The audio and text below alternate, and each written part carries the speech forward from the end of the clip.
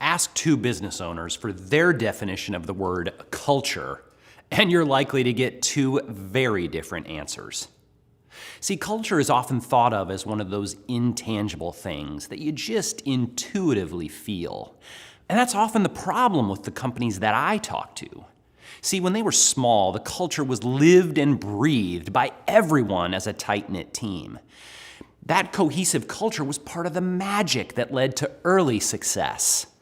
While in growth mode, well, they didn't see a need to stop and define their culture. And if they did, they didn't have the time. They were busy growing. But once their team grew beyond what the owner-operator could individually supervise, the culture wasn't as obvious as it used to be. Or maybe it was even obviously going wrong. Recently, I spoke to the CEO of a bank with 12 branches, and he said that they had at least 3 different cultures. And you could feel the unhealthy one just by walking in the door. So how's the culture of your business? Now, most business leaders think their culture is pretty good. So before you tell me how your culture is, let me ask another question. How do you know? In other words, have you measured it? We worked with a business where the owner-operator thought he had a great culture. Then we measured it, and it turned out that it was in pretty bad shape. Now, I hope that's not the case for you. But if you suspect that it could be, I'm going to give you the things you can do to fix it and tell you how I can help. But why worry about the culture of a business? And why do we focus on this first?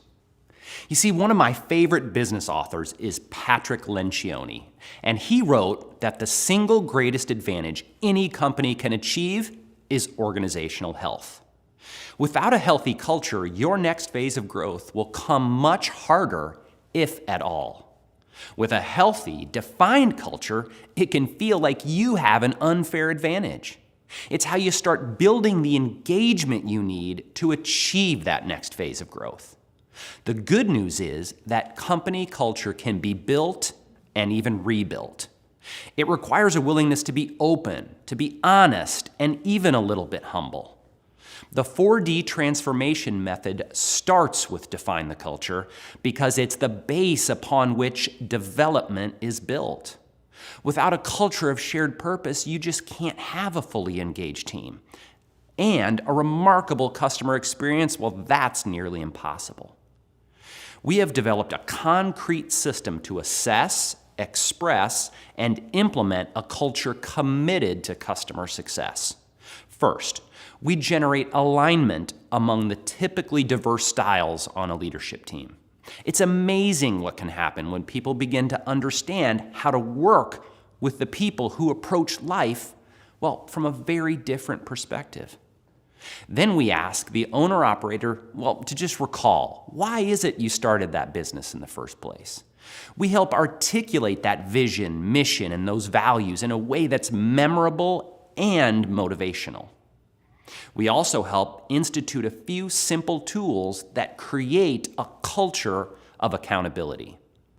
Then we implement an intentional selection system that's designed to filter out everyone except for the ideal team players needed as a foundation for an engaged team.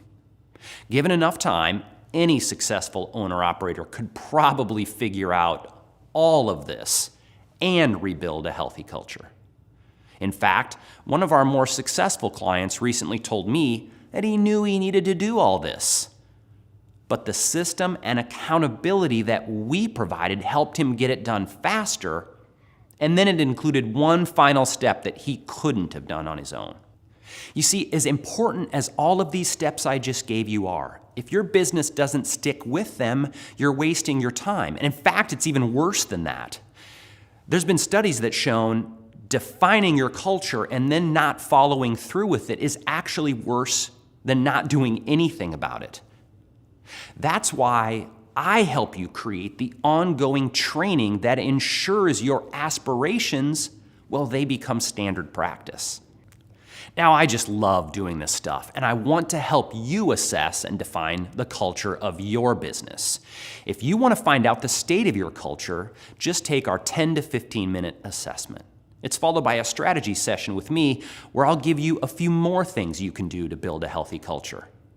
A healthy culture that will grow your business from the inside out.